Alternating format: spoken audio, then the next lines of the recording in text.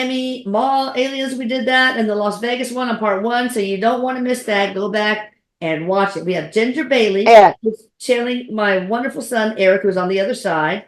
Ginger's information is in the description box and will also be on the screen. A lot of people, and this really caught my interest even more than the Miami Mall one, about this jellyfish, or they call it the chandelier UFO, caught on video, flying over Iraq. Yeah, flying over a U.S. operation based in Iraq, officially named the Jellyfish UAP. Okay, they shared the one UFO enthusiast shared the raw footage of the October 2018 sighting. Oh, I thought this was recently. On his YouTube channel Tuesday. The video appears to show this jellyfish-like object flying over a military base at a consistent speed and moving in one direction. The U.S. UFO enthusiast Jeremy Corbell said the vehicle was filmed over the Persian Gulf. I'm cutting on part. The water. One night on an undisclosed day and time. Corbell, who has reported on UFOs for years, said the object moved through a sensitive military installation and over a body of water where it eventually submerged. Oh. After around 17 minutes, it reemerged from the water and flew suddenly at a speed far more rapid than what our technology could capture on camera. This UAP of unknown origin displayed transmedium capability, Corbell says. The origin, intent, and capability of this anomalous aerial vehicle remains unknown. The UAP displayed a positive lift. The force that holds an aircraft in air without the typical aerodynamics for lift and thrust. The signatures normally with propulsive maneuvers were absent. So anyway, any more? Sorry. Okay, that's good enough. All right, so Erik, what's the jellyfish chandelier thing all about? Yeah, so the reason why I said water while you were saying that's because he's showing me how they come from the water. Oh, okay. Jellyfish. Yeah. And here's what's interesting. He says that, and there's a lot of details. I was talking about this earlier before we came on, but there's a lot of details that he's given me about them on how they work.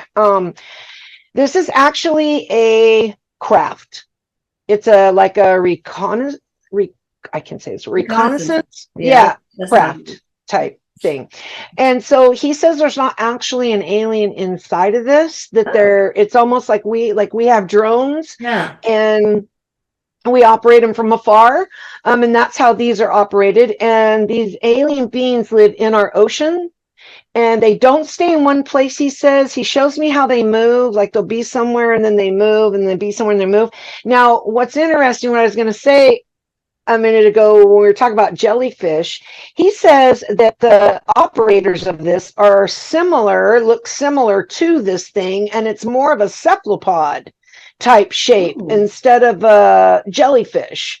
So where they have like a head and extremities, but no body really.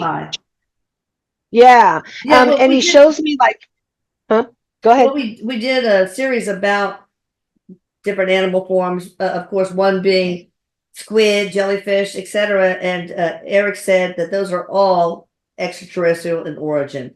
And they're right, like octopi and squid and jellyfish. I don't know about the intelligence of a jellyfish. Right. And this one is what he's showing me though, is this isn't actually like a marine life. I mean, it's marine life, but it's got intelligence. It's got actual intelligence. Okay. Right. Like where like me and you would operate something operates. So he's showing me like 4 legs, and like it's got the legs can be used as arms too. And he shows me, because I was asking like, give me details of what this looks like, right? That's operating this thing. And he shows me like little digits on the end of this, on the end of the, I kept getting like, he cut it out. He kept on sticking Squidward in my head. It was just funny. So it was it's a joke now whenever I like think about these, but he calls them like cephalopod type alien. And he says that they operate this thing. Okay. Now this craft actually can change the currents around it, the air currents, its temperature. Wow. And these beings can also change their temperatures and their colors. Like they change, like, what's that word? Bioluminescent? Yeah. Yeah. Bioluminescence. Yeah. Yeah. Cool. Can also change like their environment. Like they can look like their environment. Like, if they get next to a rock, they would look like a rock. Kind of like octopus. Doesn't octopus do that? I think maybe. I think you're right. Okay. I think they do. Are they the origins of our squid, octopi, jellyfish? They are. They are. They're connected. They're connected. And he says that they've been here long before us. Wow. They didn't just come here. They've been here long before we were. Wow. So let's see. Where did they come from? So he shows me some water worlds. I've seen these before, like what are they called? The Atlanteans, would come from water worlds, that kind of thing. But he shows me water worlds like this, but they barely have any land at all. They have a little bit, but not a lot. It's mostly water worlds. And then he's showing me that this was not really even doing reconnaissance. It was more like, because that's more like, you're checking out area and maybe somebody, the others are going to come. It's more like it was checking things out. Like they are very interested in anywhere there's weapons, anywhere there's something military going on. It's like an interest. And they also can move so fast that it's almost like they disappear, he says. Another interesting thing about this is that the craft itself has got an organics to it. So it's not like we have like an antenna, how like, okay, with our craft or something, we have like antennas where they like read each other. This is more mind driven. Wow. Like mind driven with it. Oh. And then he shows me too that these beings actually work together with marine life. Like they get their nutrients, they get their the way they live, with the water and the marine life around them, then they get back. So they keep a balance in the ocean. Wow. Is what he's showing me. There was like, I've been this book, Atlantis Rising, which is basically Atlantean beings being channeled. And they are very disturbed. They were very disturbed by the atom bomb and what it does to Mother Earth, and really it reverberates through the entire universe. So is this what they're trying to figure out? Like, is that why they went over this military installation, looking at weapons, making sure that we're not going to just do something stupid? They do. They do. Erik is saying that they are. It's two things. It's more than one. He says they're showing themselves again. This is going to be happening more and more. And then also, for this kind of thing, for us to talk about it, for us to, learn about them. And then also they're checking, what are you doing? What's going on? We're also to say, hey, we're watching you. Kind of thing. Like, here we're watching over you here, and they are way beyond our technology, obviously very advanced. Let's see, he was showing me like how they also can affect the environment outside the water too, like the air and stuff, with oxygenating. Right. And so they do bring a balance to some pollution that happens here on our planet. That's really nice. Not nefarious. Yes. They're nice. They're looking out for the planet. They're looking out kind of for us, but more so the planet. They're more so the planet, Erik said. Yeah. Of course. So what is this?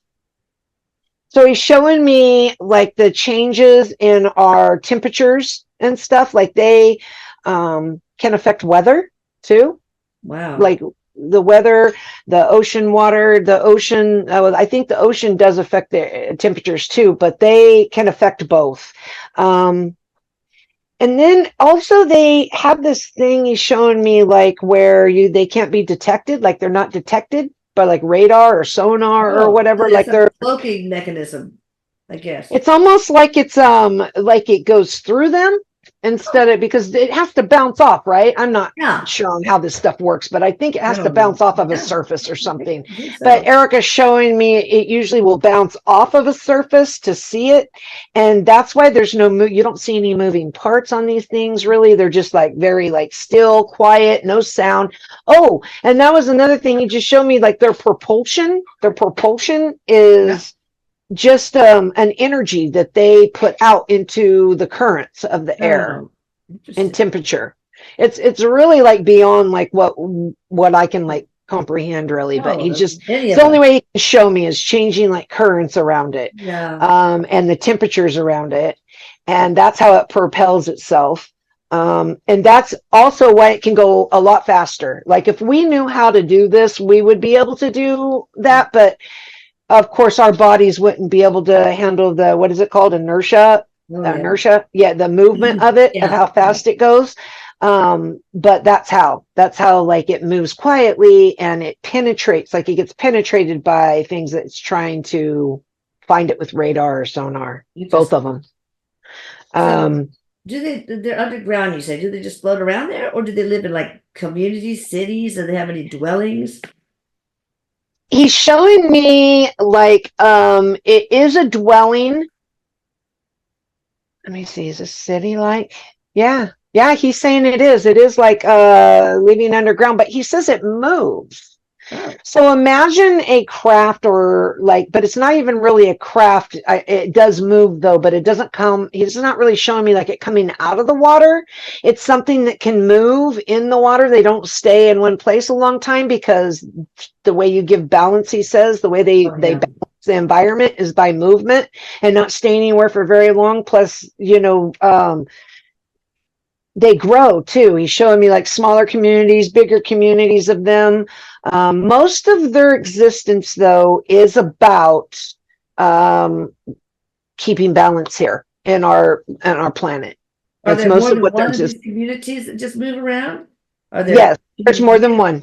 There's more than one. Yeah. What is the size of the average population-wise of each of those communities? Huge. So just in one community, he's showing me the amount of people that would be in like 100,000s. Wow. 100,000s. A lot. There's a lot. And they do like, procreate. They do breed. They do procreate. They are like biological. They're biological. This looks like some kind of Erik. He's showing me dirty stuff. Okay. So yeah. No, they do not just break off into bits. No. Okay. He's showing me like there is a certain type of reproductive system that they have. Is what they're male and female, or are they? They're both. They're actually both. They're both. Yeah. So when they tell each other, "Go fuck yourself." Yeah. Okay. I think that's funny because when you said that, I heard Erik say that right before you said that. Wow. So yeah, so he was saying that and then you said it. So you just channeled Erik. That was funny. That was hilarious. Not the worst in me. What do they eat? What do they eat? Oh, so he's showing me this is plant. It's plant-based, but it's also not necessary. He's showing me like it's a plant type diet, like water, whatever grows in the water plant stuff, but also energy. So it's a mix. It's a mix of energetic and plant. Does that make sense? Yeah. He's just showing me both. It's both. And I've seen this before. I've seen this in other alien life that he showed me, but they don't have waste. They recycle everything. Everything that's eaten is recycled into their system. Yeah. So there's not waste. Well, we don't have to do that. Yeah. So, he's not a bunch of alien shit to clean up in the ocean. Is what he just said. So, average like 100,000 in each community. How many communities are there in the oceans of our planet? Communities of just them, because there's other Yeah. aliens in the water. Wow. Yeah.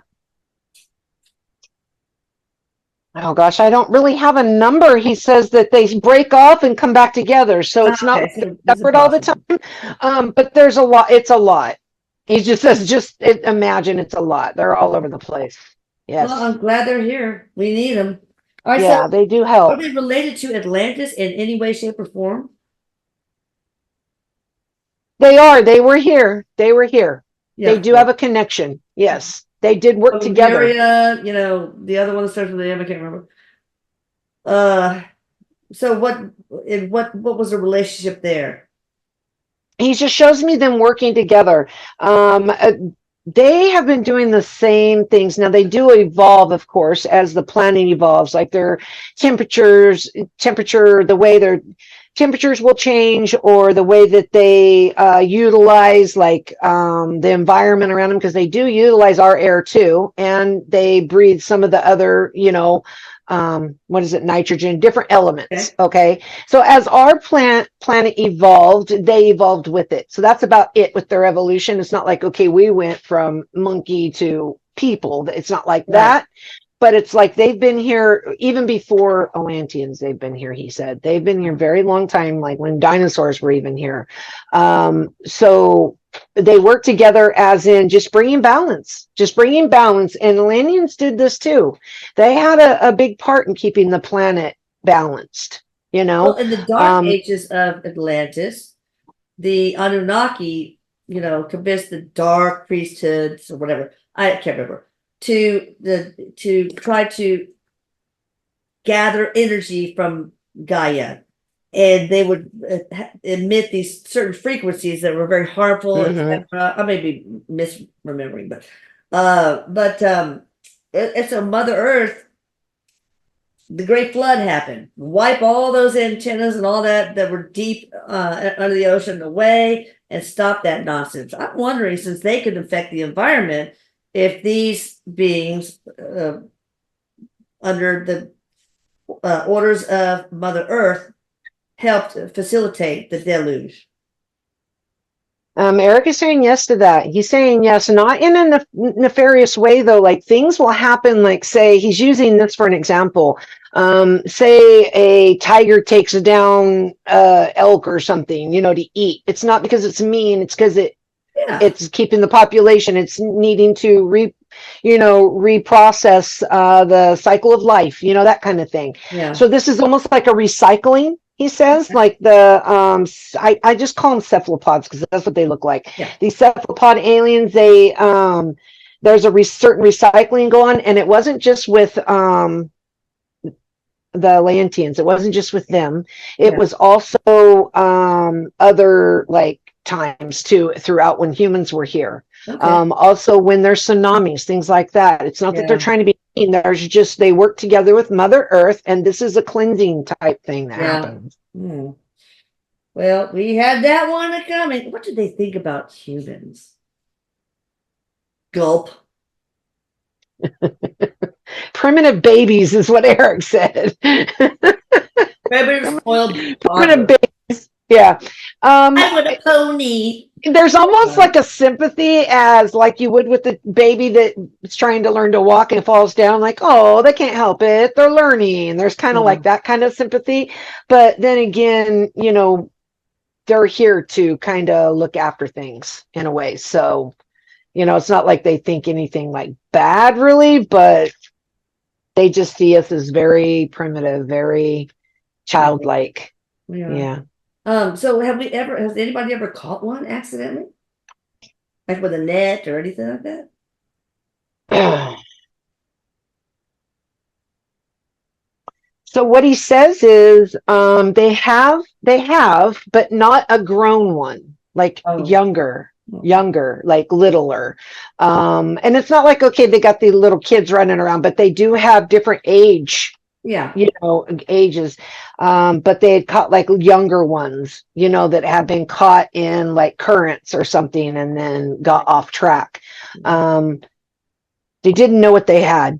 They didn't know what they had, he said. But this is very rare. And this happened a lot too back in the days where fishing was more abundant. Yeah. You know, back when, I don't know, like in the days where it's like 1600, anywhere between the early before Christ, you know, before like BC to after, where the fishing was a big deal. It's not as much as it is. It's not as much now, he says, as it was before. And when they did have a lot of fishermen out there, this was more common. So did they think, well, it's just squid or whatever, or did they think? Right. They just thought it was some kind of sea life. Yeah. Okay. Yeah. Did they kill it? Or throw They it back? didn't. And not, some of them got thrown back. Some of it got thrown back because he says there were some people that like have, you know, we all have spirit connected to us, right? Yeah. As they would get like thoughts of, oh, that looks like a new species or something, put it back, you know, that kind of thought. Good. And then there are some that were thoughtless and not really thinking about it, and it just went in with all the other marine life of what they were doing with that. So, sushi. Yeah. If you're going to a sushi restaurant, near you. God, oh, that's terrible. Cephalopod, it's 10 o'clock. Do you know where your child is? Right. So, anything else to share before we close? Let me see what he has to say here. They're very, you're going to see more and more of this, he says again. And they are very interested in places that have weapons of mass destruction. They do not like that. And it's not really like they're going to do anything about it, but it's like they're trying to, it's almost like put an energy out. Like, you know how like you can feel somebody's like happiness or their sadness. Okay. They can affect that feeling around people. They can change like a feeling of the energy around you. So they do try to change a person's like thought patterns or how they feel. But of course they can't come in and say, now don't you do that, you know, but they do try to have some kind of, not control, but you know, some kind of like influence. I couldn't think of the word. Thank you, Erik. Influence over us, so we don't do certain things. Why did they leave their planet? Or maybe not all of them did. Not all of them did. You're right. Not all of them did. They are just on most water plant and water. They're so old. This is such an old species, he says, that they are on many planets, not just ours. Yeah, mini planets. And he says he goes, if you really think about it, this is their planet, not our planet. They were here first. Yeah. That's what he just said. Oh my God. Okay, so how long do they live? Average.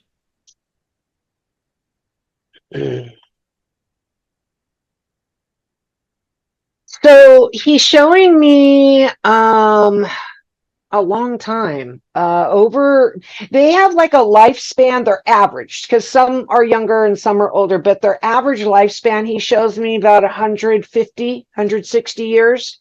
Okay.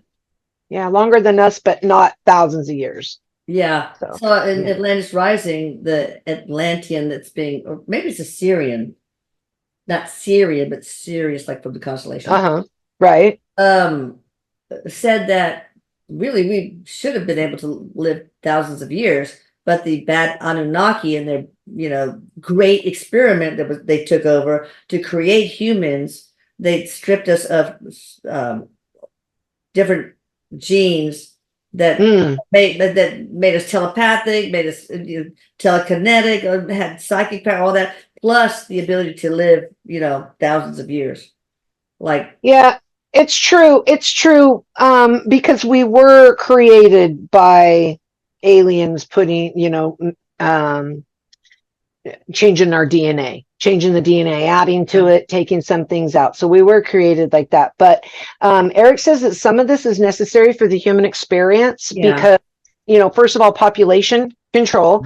Second of all, he says there are things that we are not supposed to feel or know to grow, he says. Okay.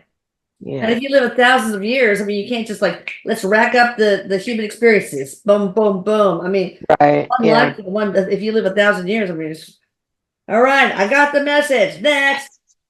Right.